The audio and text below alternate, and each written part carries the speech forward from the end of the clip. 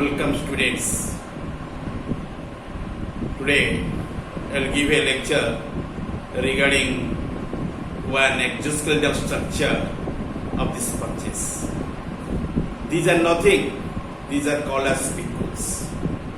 Sponges, which are belonging under the phylum Porifera, under the group Parazoa.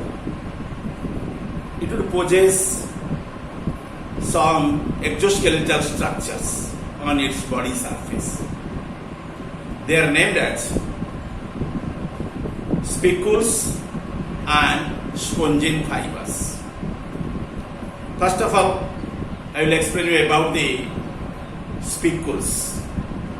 Spicules usually considered as exoskeletal structure of the sponges. These structures giving protection to the organism from the external pressures and injury. If the skeletal mass would be protect to the organisms from the externally, and that one must be called as exoskeleton. Okay, before to explain the spicules in sponges, initially I will give one introduction to you. The structural elements found in most sponges constitute the spicules and spongin fibers. They provide structural support and deter the predators. Large spicules that are visible to the naked eyes are referred to as megasclerids, while the smaller, which are not noticed by your naked eyes, by the aid of microscope you can reveal their shape and size. These microscopic ones are termed as the microscalars.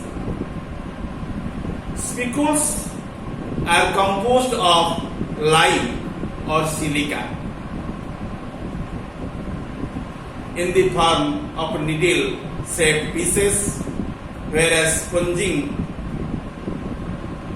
fibers are formed of a silk like the scleroprotein. What are the spicule types? According to the size, spicules are classified into two major types. I already depicted to you briefly. One is called as megasclerids, other one is named as microsclerids.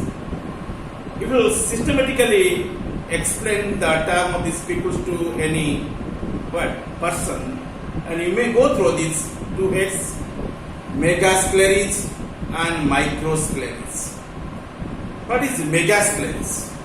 Megasclerids are large spicules measuring about 60 to 2000 nanometer or micrometer, like that, often function as the main support elements in the skeletal framework of the sponge body.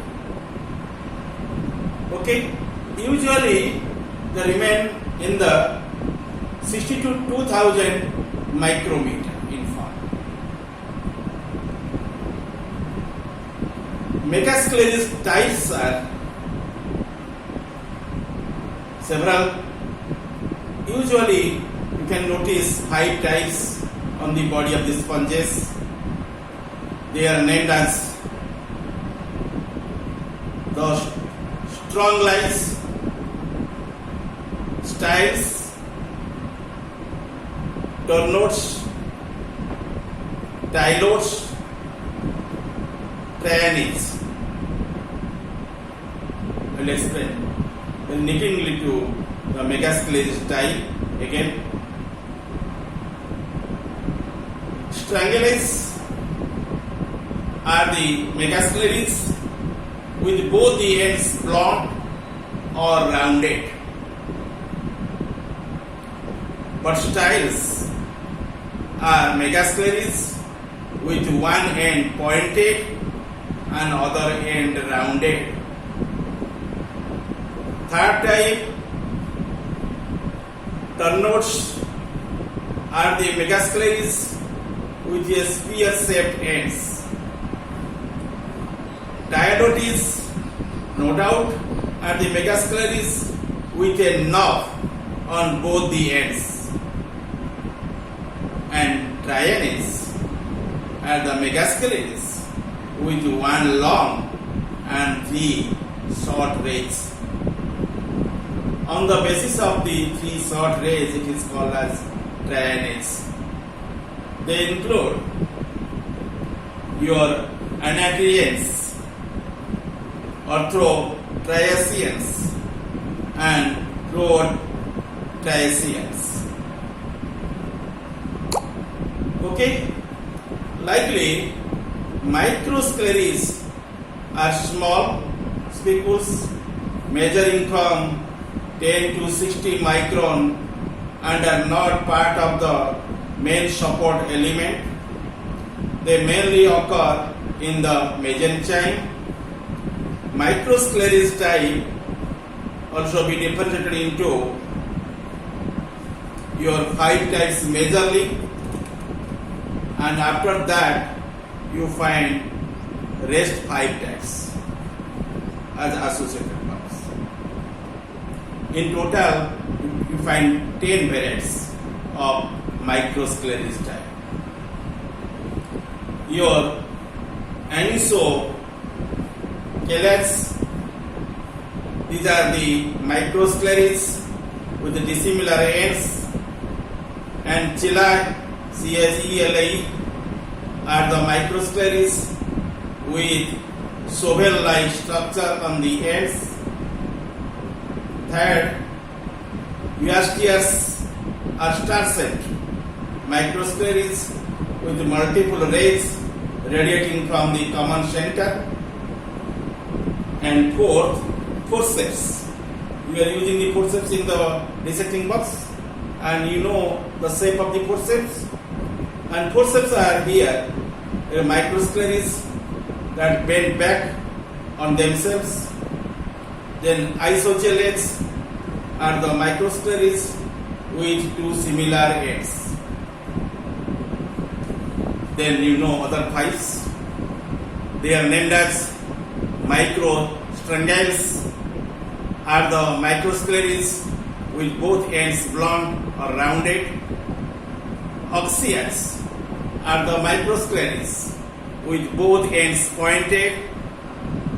Oxyastes are the star-shaped microscleres with thin pointed rays. Then sigmas are C or S-shaped microscleres, and spherastes are the microscleres with multiple rays radiating from a spherical center. Here I already described 10 forms of your microscleres. Based on the number of the axes present in the rays, spicules may be 4 types. Okay, they are named monoaxon, triaxon, tetraaxon, and polyaxon. Let us know detail about these forms. Monoaxon, only one axis is there. Spicules grow along a single axis. These may be straight, needle-like, or rod-like, or may be curved. Their ends may be pointed, knobbed, or hooked. If the spicules has only one pointed end, it is called as monoactinal. No doubt, that is monoaxon. Specifically, giving one pointed end, so it is called as monoactinal. If there are the 2 points, it is called as diactinal or amphidies. Okay, amphidies are the spicules which have disc at both the ends. Both the ends are disc ends. Due to present in both the ends, both the sides, this type of disc-bearing spicules will be called as amphidies. You know? And this is the monoaxon spicules. You know the varieties of the monoaxon spicules. They are also be established in the 2 forms, no doubt. monoactinal and diactinal. After this, you also find the amphidices. In diactinal, you find the two pointed ends, but in the amphidices, you find the two blunt disc ends in there. Now clear? Next point, triaxon. Triaxon means the spicule has three axes that cross one another at right angles to produce the 6 rays, and these are found only in the class the Hexaactinida, and those species are possessing triaxon spicules on their body surface. Then tetraaxon spicules. Tetraaxon spicules. Tetra means 4. Spicules consist of 4 rays radiating from a common point, and that one is called as triradiant, are also tetraaxons, in which one of the 4 rays is lost. And the last one, that is called as polyaxon. In this type of spicules, several equal rays radiate from the central point.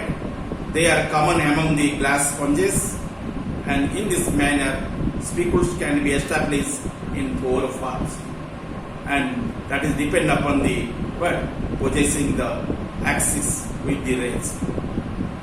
Okay, let us know about the composition of the spicules. Spicules, in case of the sponges, can be calcareous or siliceous or composed of spongy.